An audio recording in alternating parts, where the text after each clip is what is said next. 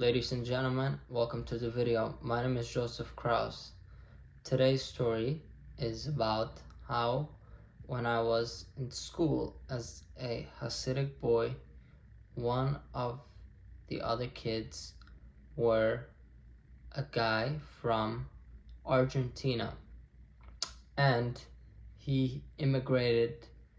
I'm not sure what the story was, why, but as far as I understand, he came from Argentina by himself to America, and he did not speak the Yiddish language, which is where he was basically put into the Hasidic community, and he did not know many of the culture or have any maybe didn't have a lot of friends and family. And yes, so his name was Shia. I'm not sure what he's doing nowadays, if he's successful or what his story is. But what I want to say with this story is that when he first came in, before in Kita Tes, meaning before the yeshiva, he went to, a lot of kids were bullying him for the way he talks and how he didn't know a very good Yiddish. So he got bullied a lot, and he also didn't have maybe a lot of money to buy nice clothes and like everybody else.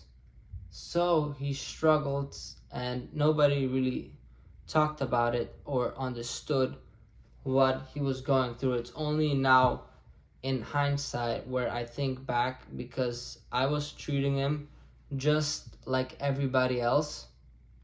First, I didn't even learn in his class. There's like 10 classes out of 200 kids. But then later on in yeshiva, I learned with him in the same class, and that's when he privately told me that he doesn't have money for very basic things like shoes and food. So I tried to help him, and I think other people are helping him financially with other things. But yes, I didn't understand at the time what it means to be a true immigrant and what it means to start a life from scratch. And in the Hasidic community, people definitely don't understand it. And it's not like in America, the average American understands it either. It's a struggle that people everywhere in the world go through when you move to a new place and you start a new life from scratch. And people who do that are one of the bravest and most fascinating people that you can ever see. And some people do it not completely by choice, and some do it with semi-choice. For example, I would say the Shia is a semi-choice. If you really didn't want to, maybe you didn't have to do it. But in my case, in a way, it's completely a choice, especially when I started this journey. So I didn't have to go on this journey, but I will say that I felt that I have to. I felt there was no other way. I felt I hit a dead end. There was no path forward. I could no longer do it, stay within the Hasidic community. So the bottom line of this story is that now thinking back, I think this guy Shia, over the years, he started doing better. He started speaking better the language, having more friends, and the last time I talked to him, I think he had a construction business.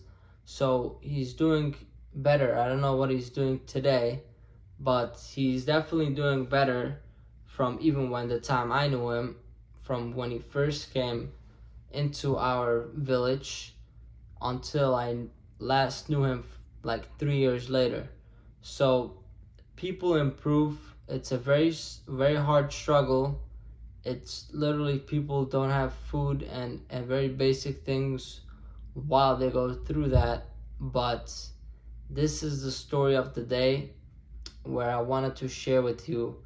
And there are many people like him. It's people who come from Argentina. By us, we call them Svardisha, Sephardi. So that's what he was considered, and he wasn't treated maybe very well, but he went through the adversity, and I think he came out stronger, and that's what life is all about. You either stay in the place where you don't like, or you change your life for the better. But changing your life for the better, just like all the people that immigrated to America, it's not easy. You have to start from scratch and be willing to sacrifice and live in worse pain that you were before. And it all has to be worth it, because at the end, you build an empire, you build a life, you build success. And the whole thing with this success is that it's not guaranteed. It doesn't happen to everybody. I would say it happens to most people, but that's the thing. While you struggle, you don't even know if you are gonna succeed at the end. So that's why it's like a really scary and lonely and uncomfortable time when people do these transitions. But the only regret that I have is that I didn't do it sooner. If I would have left my community sooner, I would have naturally been integrated into the normal society. Now I'm having a harder time to integrate because I left at an older age where it's not completely natural.